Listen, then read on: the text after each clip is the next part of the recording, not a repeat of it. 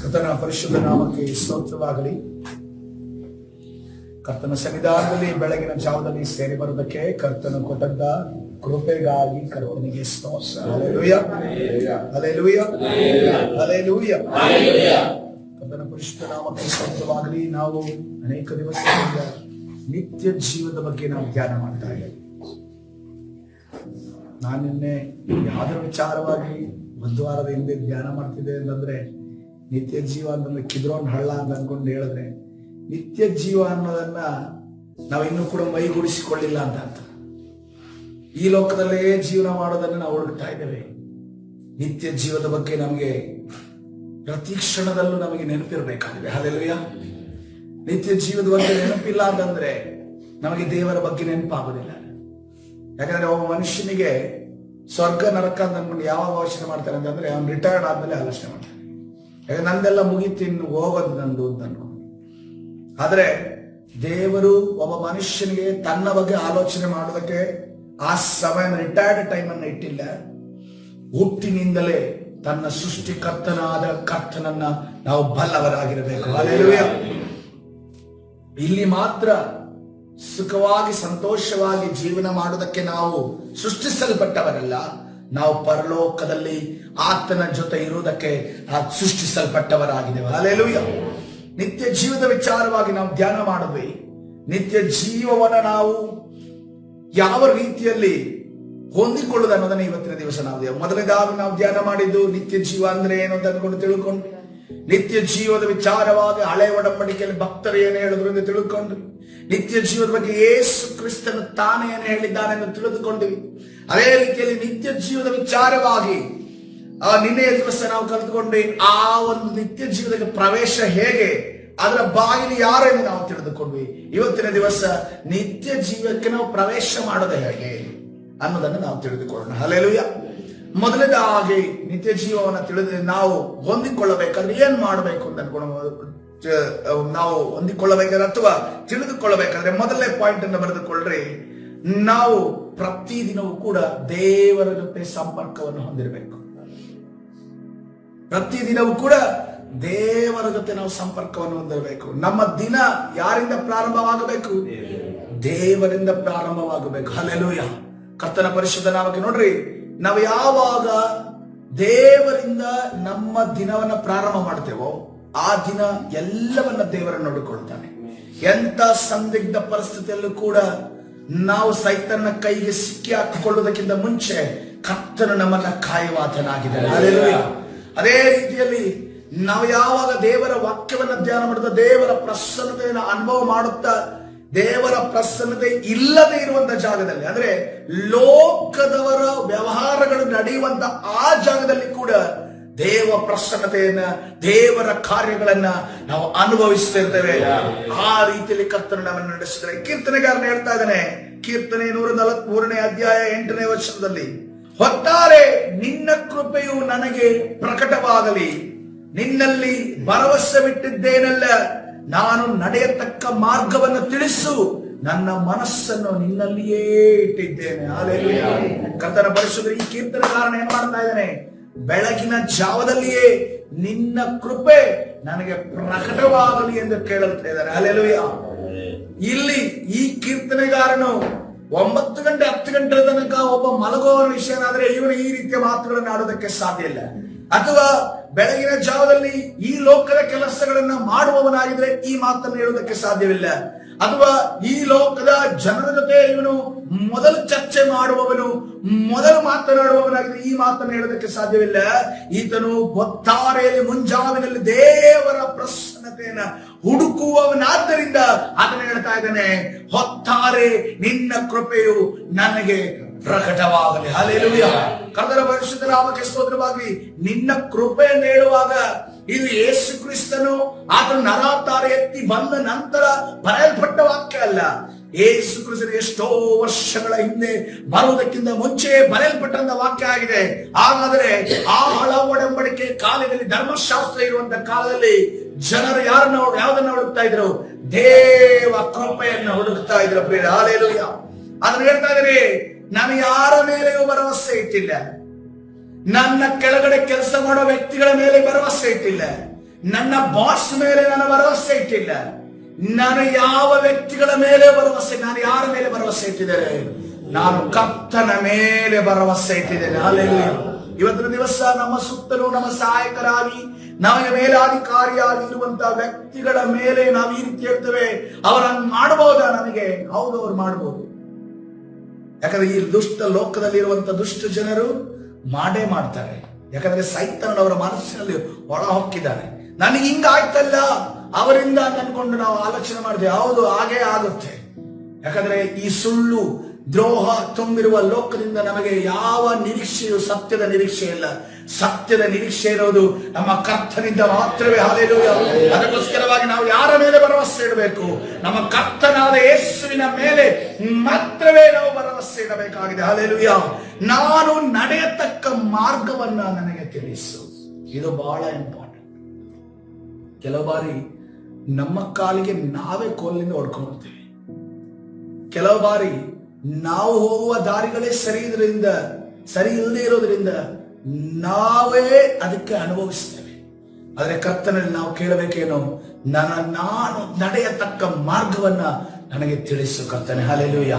ನಾನು ಹೋಗಬೇಕಾಗಿರುವ ಮಾರ್ಗವನ್ನ ನೋಡ್ರಿ, ಇಲ್ಲಿ ಕೇಳ್ತಾ ಇದ್ದಾನೆ, ನಾನು ನಡೆಯತಕ್ಕ ಮಾರ್ಗದಲ್ಲಿ ನನಗೆ ಸಹಾಯ ಮಾಡುವಂತ ಈತನ ಕೀರ್ತನೆಗಾರರು ಕೇಳ್ತಾ ಇಲ್ಲ.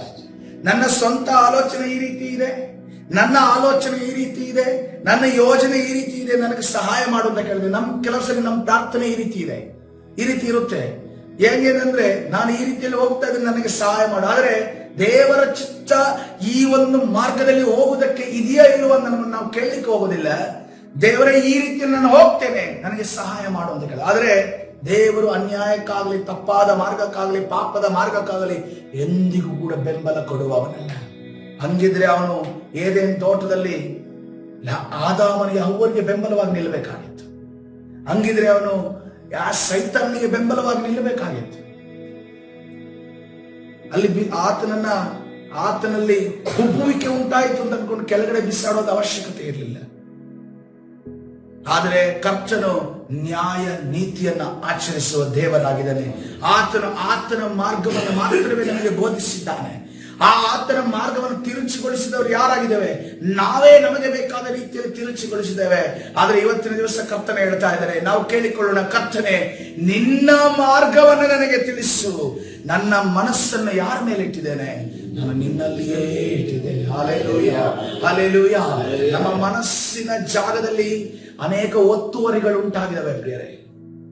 ನಮಗೊಂದು ಜಾಗ ಇದ್ರೆ ಅಕ್ಕಪಕ್ಕದಲ್ಲಿ ಒತ್ತುವರಿ ಮಾಡ್ತಾರೆ, ಅವರಿಗೆ ಪರ್ಮಿಷನ್ ಇಲ್ಲ ಆದ್ರೂ ಕೂಡ ಒತ್ತುವರಿ ಮಾಡ್ತಾರೆ.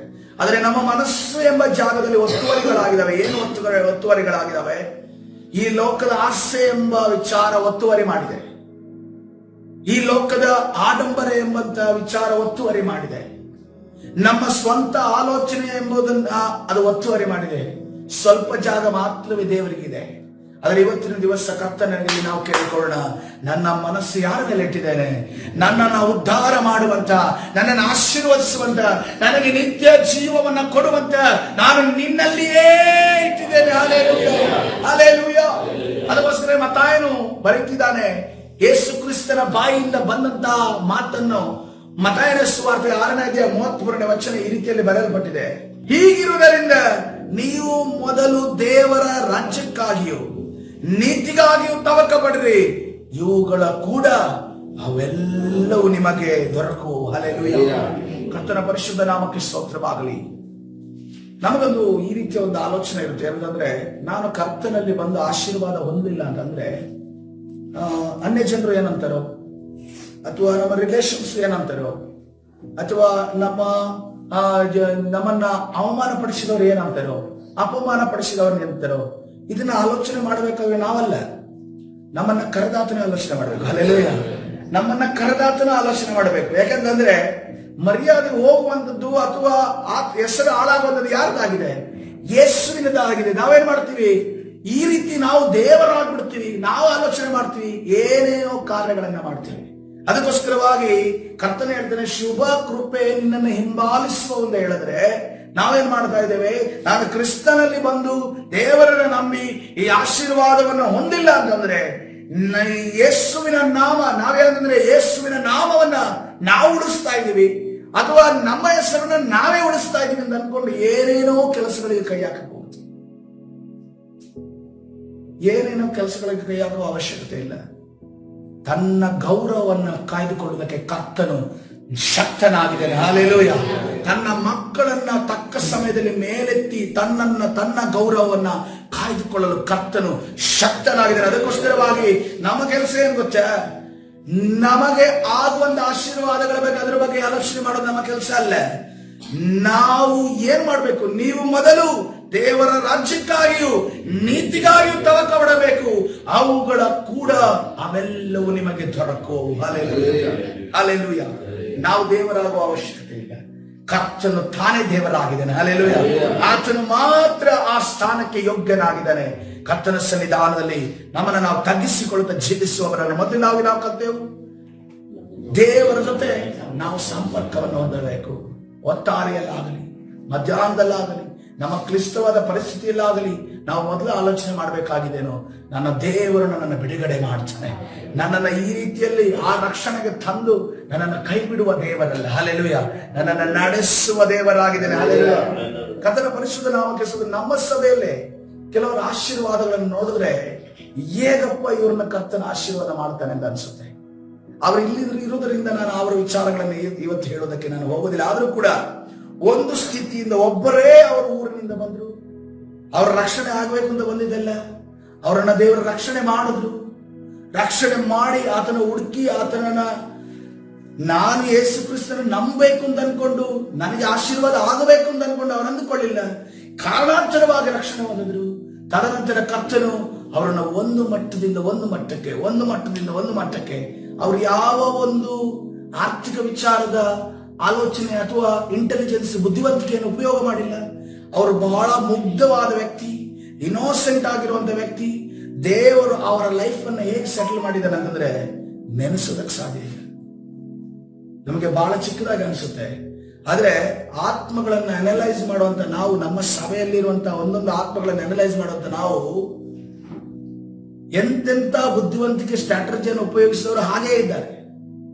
ಆದ್ರೆ ಯಾರು ಏನೂ ಇಲ್ಲದೆ ದೇವರೊಬ್ಬನೇ ಭರವಸೆ, ದೇವರೊಬ್ಬನೇ ಶಕ್ತರು, ದೇವರೊಬ್ಬನೇ ಸಹಾಯ ಅಂದುಕೊಂಡಿದ್ದಾರೋ ಅವರನ್ನ ಕರ್ತನು ಒಂದು ಮಟ್ಟದಿಂದ ಒಂದು ಮಟ್ಟಕ್ಕೆ ಕರ್ತನ ಆಶೀರ್ವಾದ ಮಾಡಿದ್ದಾನೆ. Hallelujah, hallelujah. ದೇವರು ಒಳ್ಳೆಯವನಾಗಿದ್ದಾನೆ ಪ್ರಿಯರೇ. ಆತನು ಎಂದಿಗೂ ಕೂಡ ತನ್ನ ಕಾರ್ಯಗಳನ್ನ, ತನ್ನ ಮಕ್ಕಳನ್ನ ಮೇಲೆತ್ತಲು ಅದನ್ನು ಮರೆತಿಲ್ಲ. ಆದ್ರೆ ಆತನಿಗೆ ಒಂದೇ ಬೇಕು, ಆತನು ನಮ್ಮ ಬುದ್ಧಿವಂತಿಕೆ ಬೇಕಾಗಿಲ್ಲ. ಆತನಿಗೆ ನಮ್ಮ ಒಂದು ತಲಾಂತು ಎಂದು ನಮ್ಮಿಂದ ಇರುವಂತ ತಲಾಂತು ಆತನಿಗೆ ಬೇಕಾಗಿಲ್ಲ. ಆತನಿಗೆ ಏನ್ ಬೇಕು ಗೊತ್ತಾ? ಆತನನ್ನು ಒಬ್ಬನನ್ನೇ ಭರವಸೆಯಿಂದ ನೋಡೋದು ಆತನಿಗೆ ಬೇಕಾಗಿಲ್ಲ. ಯಾವಾಗ ಏನೂ ಆಲೋಚನೆ ಮಾಡದೆ ನಾವು ಭರವಸೆ ಇನ್ನೋಸೆಂಟ್ ಆಗಿ ಕರ್ತನು ಇರ್ತೇವೆ ಪ್ರಿಯರೇ, ಆ ಇನ್ನೋಸೆಂಟ್ಗಳನ್ನ, ಮುಗ್ಧರನ್ನ ಯಾವತ್ತು ಕರ್ತನು ಕೈ ಬಿಡೋದಿಲ್ಲ. ಹಲ್ಲೆಲೂಯಾ. ಎರಡನೇದಾಗಿ ನಾವು ನೋಡ್ತೇವೆ, ನಾವು ಎಲ್ಲಾ ವ್ಯಕ್ತಿಗಳನ್ನ ಯಾವ ರೀತಿ ನೋಡಬೇಕು? ಒಂದು ನಿತ್ಯತ್ವದಲ್ಲಿರುವಂತಹ ಆತ್ಮವಾಗಿ ನಾವು ನೋಡಬೇಕು. ನಿತ್ಯತ್ವದಲ್ಲಿರುವಂತ ಆತ್ಮ, ನಿತ್ಯ ಜೀವನ ಪಡೆಯಲಿಕ್ಕಿರುವಂತ ಆತ್ಮವಾಗಿ ನಾವು ನೋಡಬೇಕು. ನಮ್ಮ ಪಕ್ಕದಲ್ಲಿರುವಂತಹ ಸಹೋದರರನ್ನ ನಾವು ಯಾವ ರೀತಿ ನೋಡ್ತೀವಿ? ಒಬ್ರಿಗೆ ಒಂದು ವೇಳೆ ಅವರೇನೋ ಬೈದ್ರು ಅಥವಾ ಅಸಮಾಧಾನವನ್ನು ಸೂಚಿಸಿದ್ರು, ನಾವೇನ್ ಮಾಡ್ತೀವಿ? ನಾವು ಆ ವ್ಯಕ್ತಿಗತವಾಗಿ ನಾವು ಅವರ ಮೇಲೆ ಹೋರಾಡ್ತೀವಿ. ವ್ಯಕ್ತಿಗತವಾಗಿ ಈ ವ್ಯಕ್ತಿ ನನಗೆ ಹಿಂಗ್ ಮಾಡಿದ್ರಲ್ಲ ಅಂತ ಹೇಳ್ತೀವಿ, ಈ ವ್ಯಕ್ತಿ ನನಗೆ ಈ ರೀತಿಯಲ್ಲಿ ಬೈದ್ರ ಅಂತೆಲ್ಲ ಹೇಳ್ತೀವಿ. ಅಥವಾ ಯಾರೋ ಒಬ್ರು ನಿಮಗೆ ವ್ಯಕ್ತಿಗತವಾಗಿ ಸಹಾಯ ಮಾಡೋದನ್ನು ತಿಳ್ಕೊಂಡ್ರೆ ನಾವು ದೇವರನ್ನ ಬಿಟ್ಟು ಬಿಡ್ತೀವಿ. ನಾವೆಲ್ಲ ಹೋಗ್ತೀವಿ, ನಮ್ಗೆ ಇವರು ಸಹಾಯ ಮಾಡಿದ್ರಲ್ಲ ಅಂತ ಅನ್ಕೊಂಡು ಇವ್ರನ್ನ ಮೆಚ್ಚಿಸೋದಕ್ಕೆ ಹೋಗ್ತೀವಿ. ಆದ್ರೆ ಮೊದಲನೇ ಯೋಹಾನನ ಪತ್ರಿಕೆ 4-7 ವಚನ ನೋಡುವಾಗ, ಮೊದಲನೇ ಯೋಹಾನನ ಪತ್ರಿಕೆ 4-7 ವಚನ, ಪ್ರಿಯರೇ, ನಾವು ಒಬ್ಬರನ್ನೊಬ್ಬರು ಪ್ರೀತಿಸೋಣ, ಪ್ರೀತಿಯು ದೇವರಿಂದಾಗಿದೆ ಮತ್ತು ಪ್ರೀತಿ ಮಾಡುವ ಪ್ರತಿಯೊಬ್ಬನು ದೇವರಿಂದ ಹುಟ್ಟಿದವನು, ದೇವರನ್ನು ಬಲ್ಲವನೂ ಆಗಿದ್ದಾನೆ. ಪ್ರೀತಿ ಇಲ್ಲದವನು ದೇವರನ್ನು ಬಲ್ಲವನಲ್ಲ, ಯಾಕಂದ್ರೆ ದೇವರು ಪ್ರೀತಿ ಸ್ವರೂಪಿಯಾಗಿದ್ದಾನೆ. Hallelujah, hallelujah. ಕರ್ತನ ಪರಿಶುದ್ಧ ನಾಮಕ್ಕೆ ಸ್ತೋತ್ರವಾಗಲಿ. ನಾವು ಶಾರೀರಿಕವಾದ ವ್ಯಕ್ತಿಯನ್ನು ನೋಡಿ ಈ ವ್ಯಕ್ತಿ ನನಗೆ ಹಿಂಗ್ ಮಾಡಿದ್ರು ಅಂತ ಅನ್ಕೊಂಡು ಹೇಳ್ತೀವಿ. ಆದ್ರೆ ಆ ವ್ಯಕ್ತಿಯನ್ನ ಸೃಷ್ಟಿಸಲ್ಪಟ್ಟಾಗ, ತಾಯಿ ಗರ್ಭದಲ್ಲಿ ರೂಪಿಸಲ್ಪಟ್ಟಾಗ, ಕರ್ತನು ಯಾವುದೇ ಕಾರಣಕ್ಕೂ ಇವನು ಸುಳ್ಳನನ್ನಾಗಿಯೋ, ಕಳ್ಳನನ್ನಾಗಿಯೋ, ದರೋಡೆಕೋರನ ವಂಚಕರನ್ನಾಗಿಯೂ ಅಥವಾ ಇನ್ನೊಬ್ಬರಿಗೆ ಮೋಸ ಮಾಡವನ್ನಾಗಿಯೂ ದೇವರು ಉಂಟು ಮಾಡಿಲ್ಲ. ಪಿತೃಗಳಿಂದ ಬಂದಿರುವಂತಹ ಶಾಪಗಳ ಅವನ ಮುಖಾಂತರವಾಗಿ ಅಥವಾ ಆತನ ಕರ್ಮ ಕಾರ್ಯದ ಮುಖಾಂತರವಾಗಿ ಆತನ ಆ ರೀತಿಯಲ್ಲಿ ಆಗಿದ್ದಾನೆ. ಆದ್ರೆ ದೇವರ ಜ್ಞಾನವನ್ನು ಹೊಂದಿರುವಂತ ನಾವು ಅವರನ್ನ ಅವರು ಮಾಡಿದ ಕೃತ್ಯಗಳನ್ನು ನೋಡದೆ ನಾವು ಅವ್ರನ್ನ ನಿತ್ಯತ್ವದ ಒಂದು ಆತ್ಮವಾಗಿ ನಾವು ದೇವ ಮಕ್ಕಳಾಗಿ ನಾವು ನೋಡೋದಾದ್ರೆ ನಾವು ಒಬ್ಬರನ್ನೊಬ್ಬರು ಪ್ರೀತಿಸ್ತೀವಿ. ನಾವು ಪಕ್ಕದಲ್ಲಿರುವನ್ನ ಪ್ರೀತಿಸ್ತೀವಿ, ಪಕ್ಕದಲ್ಲೇ ಕೂತಿರ್ತೀವಿ, ಆದ್ರೂ ಕೂಡ ಅವರ ಬಗ್ಗೆ ನಮಗೆ ಅಸಮಾಧಾನ ಇರುತ್ತೆ. ನಮ್ಮ ಒಳಗಡೆ ಅನೇಕ ವಿಚಾರಗಳಿರುತ್ತೆ. ಇವತ್ತಿನ ದಿವಸ ಕರ್ತನ ಹೇಳಿದರೆ, ಪ್ರಿಯರೇ, ನಾವು ಒಬ್ಬರನ್ನೊಬ್ಬರು ಪ್ರೀತಿಸೋಣ. ಪ್ರೀತಿಯು ದೇವರಿಂದ ಆಗಿದೆ. ಪ್ರೀತಿ ಮಾಡುವ ಪ್ರತಿಯೊಬ್ಬನು ದೇವರಿಂದ ಹುಟ್ಟಿದವನು, ದೇವರನ್ನು ಬಲ್ಲವನು ಆಗಿದ್ದಾನೆ. ಪ್ರೀತಿ ಇಲ್ಲದವನು ದೇವರನ್ನು ಬಲ್ಲವನಲ್ಲ. ಯಾಕೆಂದರೆ ದೇವರು ಪ್ರೀತಿ ಸ್ವರೂಪಿಯಾಗಿದೆ. ನಮ್ಮ ಮನುಷ್ಯರಾಗಿರೋದ್ರಿಂದ ನಮಗೆ ಸಡನ್ ಆಗಿ ಸಿಟ್ಟು, ಕ್ರೋಧ, ಹೊಟ್ಟೆ ಕಿಚ್ಚು ಈ ರೀತಿಯ ವಿಚಾರಗಳು ಹೊರಗಡೆ ಬರೋದು ಸಹಜ. ಆದ್ರೆ ದೇವರ ಆತ್ಮನು ನಮ್ಗೆ ಯಾವಾಗ ನೆನಪಿಸ್ತಾನಲ್ವ, ನಾನು ಹಿಂಗ್ ಮಾಡಬಾರದು ಅಂತ ನಮ್ಮನ್ನು ನೆನಪಿಸ್ತಾನೆ. ಹಾಗಾದ್ರೆ ಆ ಸ್ವರಕ್ಕೆ ನಾವು ಕಿವಿಗೊಡೋದಾದ್ರೆ ಕರ್ತನು ನಮ್ಮನ್ನ ಸತ್ಯ ಮಾರ್ಗದಲ್ಲಿ ನಮ್ಮನ್ನ ನಡೆಸುವಾತನಾಗಿದೆ. ಹಲ್ಲೆಲೂಯಾ. ಮತ್ತಾಯನ ಸುವಾರ್ತೆ 25ನೇ ಅಧ್ಯಾಯ 40ನೇ ವಚನವನ್ನು ನೋಡುವಾಗ ಅದಕ್ಕೆ ಅರಸನು, ಅಲ್ಲಿ ಒಂದು ಸಾಮ್ಯದ ವಿಚಾರವಾಗಿ ಹೇಳಲ್ಪಟ್ಟಿದೆ. ಆ ಸಾಮ್ಯದ ಕೊನೆಗೆ ಕನ್ಕ್ಲೂಷನ್ ಕರ್ತನು ಹೇಳ್ತಾ ಇದ್ದಾನೆ. ಅದಕ್ಕೆ ಅರಸನು, ಈ ನನ್ನ ಸಹೋದರಲ್ಲಿ ಕೇವಲ ಅಲ್ಪನಾದವನೊಬ್ಬನಿಗೆ ಏನೇನು ಮಾಡಿದಿರೋ ಅದನ್ನು ನನಗೂ ಮಾಡಿದ ಹಾಗಾಯಿತು ಎಂದು ನಿಮಗೆ ಸತ್ಯವಾಗಿ ಹೇಳುತ್ತೇನೆ ಅನ್ನುವನು. ಹಲ್ಲೆಲೂಯಾ. ಕರ್ತನ ಪರಿಶುದ್ಧ ನಾಮಕ್ಕೆ ಸ್ತೋತ್ರವಾಗಲಿ. ಒಂದು ದೊಡ್ಡ 1 kg ಕೇಕ್ ಪೀಸ್ ಅನ್ನ ನಿಮ್ಮ ಕೈ ಕೊಟ್ರೆ, ಒಂದು 20 ಜನ ಇದ್ರೆ ಅದನ್ನ ಸಮವಾಗಿ ಹಂಚೋದಕ್ಕೆ ನಮ್ಗೆ ಸಾಧ್ಯನಾ?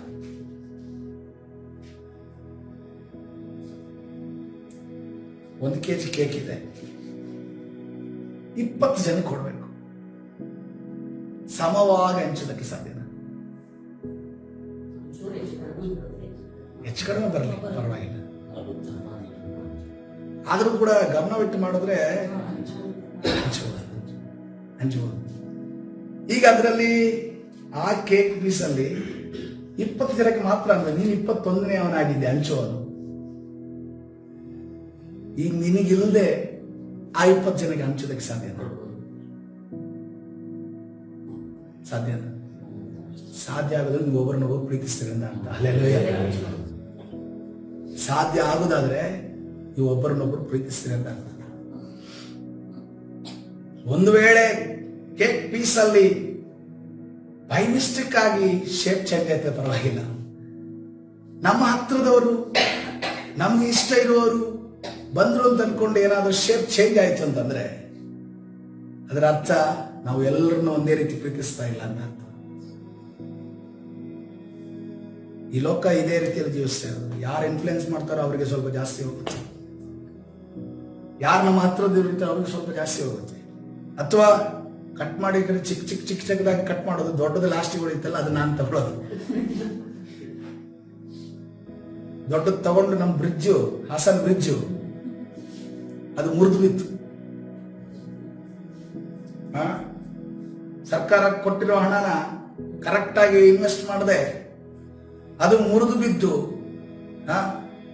ನೋಡಿ ಇಷ್ಟೊಂದು ಟೆಕ್ನಾಲಜಿ ನಮ್ಮ ಭಾರತ ದೇಶ ಉದ್ಧಾರ ಆಗಿದೆ ಅಂದ್ರೆ ನಮ್ಮ ಹಾಸನ ಪಟ್ಟಣದಲ್ಲಿ ಒಂದು ಬ್ರಿಡ್ಜ್ ಕರೆಕ್ಟ್ ಆಗಿ ನಿಲ್ಲಿಸಲಿಕ್ಕೆ ಆಗ್ಲಿಲ್ಲ, ಇನ್ನೂ ಕೂಡ ಬ್ರಿಡ್ಜ್ ಕೆಲಸ ಆಗ್ಲಿಲ್ಲ ಅಂತಂದ್ರೆ ನಮ್ಮ ದೇಶ ನೋಡೋದು ಬೇಡ, ನಮ್ಮ ಹಾಸನ ಪಟ್ಟಣದ ಖಾಲಿ ಬ್ರಿಡ್ಜ್ ಇಂದ ಗೊತ್ತಾಗುತ್ತೆ ಎಷ್ಟು ಮಟ್ಟಕ್ಕಿದೆ ಅಂತ. ಇದು ನಮ್ಮ ದೇಶದ ದುಸ್ಥಿತಿ, ಜನರ ಜೀವನ ಇದು. ಎಲ್ಲ ಕಟ್ ಮಾಡಿ ಚಿಕ್ಕ ಕೊಟ್ಬಿಟ್ಟು ನನ್ ದೊಡ್ಡದು ಇಟ್ಕೊಳ್ಳೋದು. ದೊಡ್ಡದು ಇಟ್ಕೊಂಡು ಏನಾದ್ರು ಮಾಡಕ್ಕಾಯ್ತಾ? ಏನಾದ್ರು ಸಿಕ್ತ? ಏನಾದ್ರು ಉಳಿತಾ? ಏನು ಉಳಿದಿದ್ರು ಕೂಡ ಅದು ಅಳಿಸಿದ ಅನ್ನ. ಅದು ಈಗಿದೆ ನೋಡಿ, ಅದು ಅಳಿಸಿದ ಅನ್ನ. ಅದು ಅದನ್ನ ಯಾರು ಕೂಡ ಮುಟ್ಟಕ್ಕೆ ಹೋಗೋದಿಲ್ಲ. ಒಂದು ವೇಳೆ ಫ್ರೀಯಾಗಿ ಕೊಡ್ತೀನಿ ಅಂದ್ರೂ ಕೂಡ ಮುಟ್ಟಕ್ಕೆ ಹೋಗೋದಿಲ್ಲ. ಯಾಕಂದ್ರೆ ಆ ಹಣದ ಮೇಲೆ ಶಾಪ ಇದೆ, ಅನೇಕ ಬಡವರ ಕಣ್ಣೀರಿದೆ, ಅನೇಕ ಜನರ ರಕ್ತದ ಹನಿ ಅದರ ಮೇಲಿದೆ.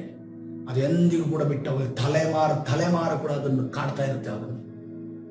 ಸೊ ಅದಕ್ಕೋಸ್ಕರವಾಗಿ ನೋಡ್ರಿ, ನಮಗೆ ಅಷ್ಟೇ ಸಾಕು. ಒಂದು ಕೇಕ್ ಪೀಸನ್ನ 20 ಜನ ಇದ್ರೆ ನಾವು ಸಮವಾಗಿ ನಮಗೆ ಹಂಚುವುದಕ್ಕಾದ್ರೆ ನಾವೆಲ್ಲರನ್ನ ಒಂದೇ ರೀತಿ ಪ್ರೀತಿ ಮಾಡ್ತೀವಿ, ಎಲ್ಲರನ್ನ ನಾವು ಮೆಚ್ಚಿಸ್ತೀವಿ, ಅಥವಾ ಎಲ್ಲರನ್ನ ನಾವು ದೇವರ ಕಣ್ಣಿನ ಮುಂದೆ ನ್ಯಾಯವಾಗಿ ನಡ್ಕೋತೀವಿ ಅಂತ. ಒಂದು ವೇಳೆ ಅದು ನಮಗೆ ಸಾಧ್ಯ ಇಲ್ಲ ಅಂತಂದ್ರೆ, ನಮ್ಮಲ್ಲಿ ಹೆಚ್ಚು ಕಡಿಮೆ ಆಯ್ತು ಅಂತಂದ್ರೆ ನಮ್ಮಲ್ಲಿ ಪ್ರೀತಿ ಸಮವಾದದ್ದು ಇಲ್ಲ ಅಂದ್ರೆ ಇಷ್ಟನ್ನು ನಾವು ಅರ್ಥ ಮಾಡ್ಕೋಬೇಕು. ಅದಕ್ಕೆ ಕರ್ತನೆ ಹೇಳ್ತಾ ಇದ್ದ ನೋಡ್ರಿ, ಯಾರೇ ಅಲ್ಪನಾದವಲ್ಲಿ ಸಹೋದರಲ್ಲಿ ಕೇವಲ ಅಲ್ಪನಾದವನೊಬ್ಬನಿಗೆ ಏನೇನು ಮಾಡಿದಿರೋ ಅದನ್ನು ನನಗೆ ಮಾಡಲಾಗಿತ್ತು. ನನಗೆ ಈ ಒಂದು ಸಭೆಯಲ್ಲಿ, ಈ ಒಂದು ಮನೆಯಲ್ಲಿ ಜಾಗ ಸಿಕ್ಕಿದ್ದು ಯಾವ ವಾಕ್ಯದ ಮುಖಾಂತರ ಗೊತ್ತಾ? ಈ ವಾಕ್ಯದ ಮುಖಾಂತರ.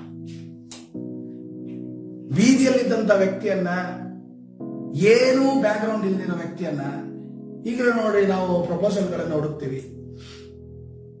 ಅವ್ರಿಗೆ ಎಜುಕೇಶನ್ ಇದೆಯಾ, ಅವ್ರ ಹೈಟ್ ಎಷ್ಟು, ಅವರು ಏನ್ ಮಾಡ್ತಿದ್ದಾರೆ, ಅವರು ಸಭೆಯಲ್ಲಿ ಏನ್ ಮಾಡ್ತಿದ್ದಾರೆ, ಮತ್ತೆ ಅವ್ರು ಏನ್ ಕೆಲಸ ಮಾಡ್ತಿದ್ದಾರೆ, ಎಲ್ಲವನ್ನ ಇನ್ವೆಸ್ಟಿಗೇಷನ್ ಮಾಡುವಂತದ್ದು ನಾನು ನೋಡ್ತೇನೆ.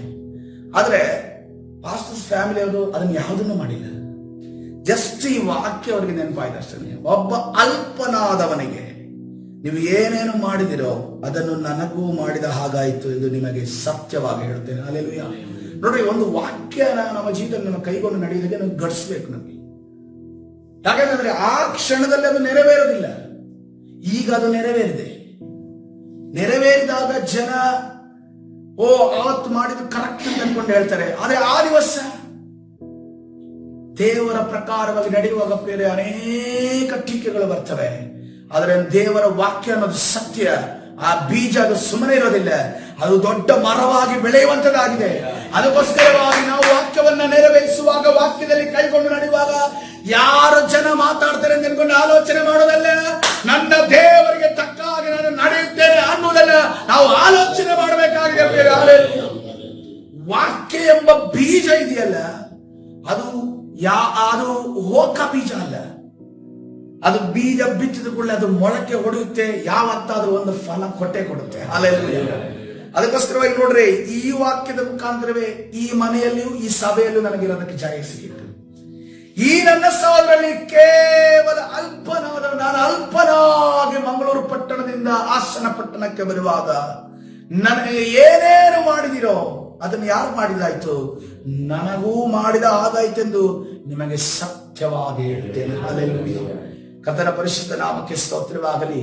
ಇವತ್ತಿನ ದಿವಸ 2 ಪಾಯಿಂಟ್ ಅನ್ನು ನಾವು ಕಲ್ತ್ಕೊಂಡಿದ್ದೀವಿ ಪ್ರಿಯರೇ.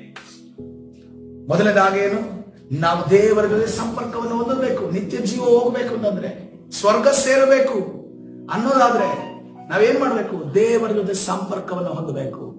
ದೇವರ ಜೊತೆ ಸಂಪರ್ಕ ಹೊಂದೋದಂದ್ರೆ ಹೇಗೆ? ಹೋಗ್ಬೇಕು. ನಾವಿಲ್ಲಿ ಮಾರ್ನಿಂಗ್ ಪ್ರೇಯರ್ ಮಾಡ್ತೀವಿ ಅಷ್ಟೇನಾ? ಇಲ್ಲಿ ಓದೋದು ನಮ್ಗೆ ಯಾವ್ದು ಕೂಡ ಇಲ್ಲಿ ಹೊಡೆಯೋದಿಲ್ಲ. ಅಲ್ಲಿ ಓದ್ತೀವಿ ನೋಡಿ, ಅದು ಡೈರೆಕ್ಟ್ ಆಗಿ ಹೊಡೆಯುತ್ತೆ. ಆದ್ಮೇಲೆ ಡೈರೆಕ್ಟ್ ಆಗಿ ನಾವು ದೇವರ ಹತ್ರ ಮಾತಾಡ್ತಿರ್ತೀವಿ. ಇಲ್ಲಿ ನಾವು ಮಾಡ್ತೇವೆ, ನಾನು ಕಳ್ತನ ಮಾಡಿ ಬಂದಿದ್ದೀನಿ ಅಂತ ಜೋರಾಗಿ ಹೇಳ್ತೀವ? ಅದಕ್ಕೊಂದು ಗಡಿಸ್ಬೇಕು. ಅದನ್ನ ಹೇಳೋದಕ್ಕೆ, ನಾನು ಕಳ್ತನ ಮಾಡಿದ್ದೀನಿ ನನ್ಗೊಂದು ಗಂಟಾಘೋಷವಾಗಿ ಹೇಳೋದಕ್ಕೆ. ಕೆಲವರು ಹೇಳೋರು ಇದ್ದಾರೆ, ಇಲ್ಲ ಅಂತಲ್ಲ. ಎರಡನೇದಾಗಿ ಇನ್ನೊಂದು ಏನ್ ಹೇಳ್ತಾ ಇದೆ? ನಾನು ಕರ್ತನ ಭರವಸೆ ಇಡಬೇಕು. ಎರಡನೇದಾಗಿ ನಾವು ಇನ್ನೊಬ್ಬರನ್ನ ಪ್ರೀತಿಸುವವರಾಗಬೇಕು. ಎಲ್ಲರನ್ನ ನಾವು ಏನಂತ ನೋಡ್ಬೇಕು? ಒಂದು ಆತ್ಮ ಅಂತ ನಾವು ನೋಡ್ಬೇಕು. ನೀವು ನಿತಿನ್ ಅಂತ ನೋಡುವಾಗ ಈತನ ಒಳಗಡೆ ಆತ್ಮ ಎಂದು ನಾವು ನೋಡ್ಬೇಕು. ಈಗ ನೋಡ್ರಿ, ನಾವು ಟ್ರಿಪ್ ಹೋಗಿದ್ವಿ, ಅವರೆಲ್ಲ ಬೋಧಕರು, ಅವ್ರೇನ್ ಚಿಕ್ಕ ಮಕ್ಕಳಲ್ಲ. ಅವ್ರು ಬರ್ತಾರೆ, ಅವ್ರವ್ರ ಸೀಟ್ಗಳಲ್ಲಿ ಕೂತ್ಕೊಳ್ತಾರೆ ಅಂತ ಅನ್ಕೊಂಡು ನಾನೇನಾದ್ರು ಸುಮ್ಮನಿದ್ದಿದ್ರೆ ಯಾರ್ಯಾರು ಬಿಟ್ಟು ಹೋಗ್ತಿದ್ರು ಗೊತ್ತಿಲ್ಲ. ಆದ್ರೆ ನಾನು ಅವರನ್ನು ಯಾವ ರೀತಿ ನೋಡಿದೆ? ನಾನು ನೋಡಿದೆ ಅಂತ ಅನ್ಕೊಂಡು ನಾನೇನು ದೊಡ್ಡ ಕೆಲಸ ಮಾಡಿದ್ದೀನಿ ಅಂತಲ್ಲ. ನನ್ನ ಕರ್ತನು ನನಗೆ ಯಾವ ರೀತಿಯಲ್ಲಿ ನಡೆಸಿದ, ನನ್ನ ಯೇಸು ನನಗೆ ಯಾವ ರೀತಿಯಲ್ಲಿ ನಡೆಸಿದ. ನೋಡಿ, 12 ಜನ ಶಿಷ್ಯರಿದ್ರು. ಅವರು ಕೂಡ ದೊಡ್ಡದವರು, ಎತ್ತರ ಬೆಳೆದವರು, ಒಂದೊಂದು ಕ್ಷೇತ್ರದಲ್ಲಿ ಎಕ್ಸ್ಪೀರಿಯನ್ಸ್ ಇರೋರು. ಆದ್ರೂ ಕೂಡ ಕರ್ತನು ಯಾವ ರೀತಿಯಲ್ಲಿ ಅವರು ನಡೆಸಿದ? ಚಿಕ್ಕ ಮಕ್ಕಳ ರೀತಿಯಲ್ಲಿ ನಡೆಸಿದ. ಎಲ್ಲಾ ಸಮಯದಲ್ಲಿ ತಪ್ಪು ಮಾಡಿದಾಗ ತಿದ್ದಿ ಹೇಳಿದ. ಎಲ್ಲಾ ಸಮಯದಲ್ಲಿ ಅವರಿಗೆ ಉತ್ತೇಜನ ಕೊಟ್ಟ. ಎಲ್ಲಾ ಸಮಯದಲ್ಲಿ ಅವರಿಗೆ ಪರಲೋಕದ ವಿಚಾರ ತಿಳಿಸಿಕೊಟ್ಟು. ಧರ್ಮಶಾಸ್ತ್ರ ಎಷ್ಟೋ ವರ್ಷಗಳಿಂದ ಬರೆದರೂ ಕೂಡ ಕರ್ತನು ತಿಳಿಸಿಕೊಟ್ರು. ಅದೇ ರೀತಿಯಲ್ಲಿ ಅಲ್ಲಿ ಸ್ಟೇಷನ್ ಅಲ್ಲಿ ನಿಂತಾಗ ಎಲ್ಲಾ ಜನ ಅವರವರವ್ರ ಪಾಡಲ್ಲಿದ್ದಾರೆ. ನನ್ನನ್ನು ಟ್ರೈನಲ್ಲಿ ಕೂರ್ಸೋದು ಯಾರು? ನಿತಿನ್ ಬ್ರದರ್ ಅಂತ ಅನ್ಕೊಂಡ್ಬಿಟ್ಟಿದ್ದಾರೆ ಅವರು. ನಿತಿನ್ ಬ್ರದರ್ ತಗೊಂಡೋಗಿ ಟ್ರೈನ್ ಕೂತ್ರೆ ಮತ್ತೆ ನಾನು ಹೋಗ್ತೀನಿ. ಕೇರಳಕ್ಕೆ. ಇಲ್ಲಂದ್ರೆ ನಾನು ಹೋಗೋದಿಲ್ಲ, ನಾನು ಇಲ್ಲೇ ಇರ್ತೀನಿ. ಏನಾದ್ರೂ ಇದ್ರೆ ನಾನು ಹೈಯರ್ಗೆ ಹೇಳ್ತೀನಿ, ಅವ್ರಿಗೆ ಹೇಳ್ತೀನಿ. ನನಗೆ ನಿತಿನ್ ಬ್ರದರ್ ಸರಿಯಾಗಿ ಸ್ಪಂದನೆ ಮಾಡಲಿಲ್ಲ, ಅವ್ರನ್ನ ನಾನು ಕರ್ಕೊಂಡು ಹೋಗ್ಲಿಲ್ಲ. ಇದನ್ನ ಯಾರು ಹೇಳ್ತಾರೆ? ಚಿಕ್ಕ ಮಕ್ಳು ಹೇಳ್ತಾರಲ್ಲ, ಕೈಯಲ್ಲಿ ಇಟ್ಕೊಳ್ಳೋ ಮಕ್ಕಳು ಹೇಳ್ತಾರೆ, ಅಪ್ಪ ನಾವನ್ನ ಕರೆಕ್ಟಾಗಿ ಕರ್ಕೊಂಡು ಹೋಗಿಲ್ಲ ಅಂತ ಹೇಳ್ತಾರೆ. ಸೊ ಅದಕ್ಕೋಸ್ಕರ ಅವರಲ್ಲಿರುವಂತ ಆತ್ಮವನ್ನ ನಾವು ಗಮನಿಸಿ ನಾವು ಯಾವಾಗ ಸ್ಪಂದಿಸ್ತೇವೋ ಅದೇ ಪ್ರಾಮುಖ್ಯ. ಹಲ್ಲೆಲೂಯಾ. ಆವಾಗಲೇ ನಾವು ಇನ್ನೊಬ್ಬರನ್ನ ಪ್ರೀತಿಸೋದಕ್ಕಾಗೋದು, ಸ್ಪಂದಿಸಕ್ಕಾಗೋದು, ಇನ್ನೊಬ್ಬರಿಗೆ ಸಹಾಯ ಮಾಡೋದಕ್ಕಾಗೋದು, ಇನ್ನೊಬ್ಬರನ್ನ ನಾವು ಅರ್ಥ ಮಾಡಕ್ಕಾಗೋದು, ಇನ್ನೊಬ್ಬರಿಗೆ ಜೊತೆ ನಾವು ನಿಲ್ಲಬೇಕಾಗೋದು. ನಮಗೆ ಶೋಧನೆ ವೇದನೆ ಆಗುತ್ತೆ. ದೇವರು ಅದನ್ನೇ ಹೇಳಿದ್ದು, ನಾವು ಬಯಸಿಕೊಂಡು ಹರಿಸೋರಾಗಬೇಕು. ಹಲ್ಲೆಲೂಯಾ. ಇಷ್ಟು ಮಾಡಿದ್ರು ಕೂಡ ಕೆಲವು ವಿಚಾರಗಳನ್ನ ಅವ್ರು ಹಿಂದೆ ಮಾತಾಡಿರ್ತಾರೆ. ಅದಕ್ಕೆ ದೇವರಿಗೆ ಸ್ತೋತ್ರ. ಹಲ್ಲೆಲೂಯಾ. ಯಾಕಂತಂದ್ರೆ ಮನುಷ್ಯನಿಗೆ ಎಷ್ಟು ಕೊಟ್ಟು ಸಾಕಾಗೋದಿಲ್ಲ. ಅದಕ್ಕೋಸ್ಕರವಾಗಿ ಕರ್ತನ ಸಲ ಮೊದಲನೇದಾಗಿ ನಾವು ದೇವರ ಜೊತೆ ಸಂಪರ್ಕ ಹೊಂದವರು ಆಗಿರ್ಬೇಕು. ಬೇರೆ ನಮ್ಮ ವೈಯಕ್ತಿಕ ಪ್ರಾರ್ಥನೆ, ಎಷ್ಟು ಜನ ನಾವು ಮನೆಗೆ ಹೋಗಿ ಸತ್ಯವೇದ ಓದ್ತೇವೆ? ಎಷ್ಟು ಜನ ನಾವು ಮನೆಗೆ ಹೋಗಿ ಸತ್ಯವೇದ ಓದ್ತೇವೆ? ಇವತ್ತಿನ ದಿವಸ ಓದಿದವ್ರಿಗೆ ನಾನು ಅವಾರ್ಡ್ ಕೊಡೋದಕ್ಕೆ ಬಯಸೋದಿಲ್ಲ. ಓದಿಲ್ಲ ಅನ್ನೋದಾದ್ರೆ ಕರ್ತನ ಸನ್ನಿಧಿಯಲ್ಲಿ ಓದೋರಾಗೋಣ. ಹಲ್ಲೆಲೂಯಾ. ನಮಗೆ ಅವಾರ್ಡ್ ಬೇಡ, ನಮ್ಮ ಕರ್ತನ ಜೊತೆ ಒಂದು ಸಂಘ ಬೇಕು. ಹಲ್ಲೆಲೂಯಾ. ಒಂದು ಕನೆಕ್ಷನ್ ಬೇಕು. ಹಲ್ಲೆಲೂಯಾ. 2 ವಾಕ್ಯನ 3 ವಾಕ್ಯನ ನೋಡ್ರಿ, ಆ ಒಂದು ವಾಕ್ಯನ ನನ್ನ ಇಲ್ಲಿ ತನಕ ಕರೆದುಕೊಂಡು ಬರಬೇಕಾದ್ರೆ ನಾವು ಓದುವಂತ ಒಂದು ವಾಕ್ಯ ನಮ್ಮ ಜೀವನದಲ್ಲಿ ದೊಡ್ಡ ಕಾರ್ಯವನ್ನ ಮಾಡುವಂತಾಗಿದೆ. ಎರಡನೇದಾಗಿ ನೋಡುವಾಗ ಕರ್ತನ ಸನ್ನಿಧಿಯಲ್ಲಿ ನಾವು ನೋಡ್ತಾ ಇದ್ದೇವೆ, ನಾವು ಯಾರನ್ನ ಯಾವ ರೀತಿಯಲ್ಲಿ ನೋಡಬೇಕು? ಎಲ್ಲರನ್ನ ಕರ್ತನ ಉಂಟು ಮಾಡಿರುವ ಒಂದು ಆತ್ಮಗಳಾಗಿ ನಾವು ನೋಡಬೇಕು. ಆವಾಗ ನಮಗೆ ಸಹಾಯ ಮಾಡೋದಕ್ಕೆ ನಮಗೆ ಸಾಧ್ಯ. ಸಹಾಯ ಮಾಡುವಾಗ ಈತನಿಗೆ ಮಾಡಬೇಕಾ ಮಾಡಬಾರ್ದು ಅಂತ ಅನ್ಕೊಂಡು ಯಾರಿಗೆ ಗೊತ್ತಿರುತ್ತೆ? ಅವನಿಗೆಲ್ಲ ಗೊತ್ತಿರುತ್ತೆ, ಕರ್ತನಿಗೆಲ್ಲ ಗೊತ್ತಿರುತ್ತೆ. ಕರ್ತನ ನಮಗೆ ತಿಳಿಸೋದಾದ್ರೆ ನಾನು ಈತನಿಗೆ ಮಾಡಬೇಕು, ನೀನು ಹೇಳ್ತಿರೋ ಸುಳ್ಳ ಸತ್ಯನೋ ಅನ್ನೋದನ್ನ ಕಂಡು ಹಿಡಿಯಲು ನಮಗೆ ಸಾಧ್ಯ ಇದೆ. ಆಗ ನಮ್ಮ ಹಣ ವ್ಯರ್ಥವಾಗಿ ಹೋಗೋದಿಲ್ಲ, ವ್ಯರ್ಥವಾದ ಕೈಗೆ ಸೇರೋದಿಲ್ಲ. ಅವನ ಬುದ್ಧಿಯಲ್ಲಿ ಕಳೆದೋಗಿರುತ್ತೋ ಅದ ಬುದ್ಧಿ ತಂದು ಆತನ ಮುಖಾಂತರ ಆತನಿಗೆ ಸಹಾಯ ಮಾಡುವಂತೆ ನಾವು ಮಾಡಲು ಶಕ್ತರಾಗಿರ್ತೇವೆ. ಕರ್ತನ ಸನ್ನಿಧಿಯಲ್ಲಿ ಈ ಸಮಯದಲ್ಲಿ ಪ್ರಾರ್ಥನೆ ಮಾಡಿಕೊಳ್ಳೋಣ.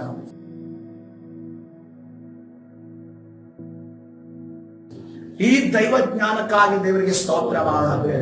ಈ ದೈವಜ್ಞಾನ ಇಲ್ಲದೆ ನಾವು ಅನೇಕ ತಪ್ಪಾದ ಮಾರ್ಗಗಳನ್ನ ನಾವು ಹೋಗಿದ್ದೇವೆ. ಇವತ್ತಿನ ದಿವಸ ಆ ದೈವಜ್ಞಾನ ನಮ್ಮ ಮೇಲೆ ಇಳಿದು ಬರುವುದಾಗಲಿ. ಹಲ್ಲೆಲೂಯಾ. ಪರಿಶುದ್ಧನ ದೇವರ ನಿನ್ನ ನಾಮಕ್ಕೆ ಸ್ತೋತ್ರವಾಗಲಿ. ಸರ್ವಶಕ್ತನೇ, ಸರ್ವವಲ್ಲವನೇ, ಮಹಿಮೆಯುಳ್ಳ ದೇವರ ನಿನ್ನ ನಾಮಕ್ಕೆ ಸ್ತೋತ್ರವಾಗಲಿ. ಸ್ತುತಿ, ಘನ, ಮಾನ, ಮಹಿಮೆಗೆ ಯೋಗ್ಯನಾದ ದೇವರ ನಿನ್ನ ನಾಮಕ್ಕೆ ಸ್ತೋತ್ರ. ಕರ್ತನೇ, ಬೆಳಗಿನ ಜಾವದಲ್ಲಿ ನಿನ್ನ ಜೊತೆ ವಿಶೇಷವಾದ ಸಂಪರ್ಕವನ್ನ ಹೊಂದಿರುವ ಹಾಗೆ ನಮಗೆ ಸಹಾಯ ಮಾಡಬೇಕಾಗಿ ಸ್ತೋತ್ರ. ಕರ್ತನೇ, ಅದೇ ರೀತಿಯಲ್ಲಿ ಪರಿಶುದ್ಧನಾದ ದೇವರೇ ನಿನ್ನ ನಾಮಕ್ಕೆ ಸ್ತೋತ್ರ. ಎರಡನೇದಾಗಿ ನಿನ್ನ ಸನ್ನಿಧಿಯಲ್ಲಿ ಕರ್ತನೇ ನಾವು ಒಬ್ಬರನ್ನೊಬ್ಬರು ಪ್ರೀತಿಸುವ ಹಾಗೆ, ನಿನ್ನ ಆತ್ಮಗಳೆಂದು ಪ್ರೀತಿಸುವ ಹಾಗೆ ನಮಗೆ ಸಹಾಯ ಮಾಡುತ್ತೇನೆ. ನಮ್ಮ ವಿರುದ್ಧವಾಗಿ ಹೋರಾಡುವಂತ ಎಲ್ಲ ಸೈತಾನ ಅಂಧಕಾರ ಶಕ್ತಿಗಳ ಬಲಗಳ ದುರಾತ್ಮನ ಕಾರ್ಯಗಳನ್ನ, ತಂದೆಗಳ ತಾಯಿಗಳ 3-4 ತಲೆಮಾರುಗಳ ಶಾಪಗಳನ್ನ ನಜರೇತಿನ ಯೇಸುವಿನ ನಾಮದಲ್ಲಿ ಬಂಧಿಸಿ ಮುರಿದಾಟ ಎಡಗಡೆ ಮುಂದೆ ಮಾಡಿ ತಾನು ನಡೆಸಿ ಕರ್ತನಾದ ಯೇಸು ಸ್ವಾಮಿ ಹೆಸರಲ್ಲಿ ಪ್ರಾರ್ಥನೆ ಹೊಂದಿಕೊಳ್ತೇನೆ. ಜೀವವುಳ್ಳ ತಂದೆ, ಆಮೆನ್.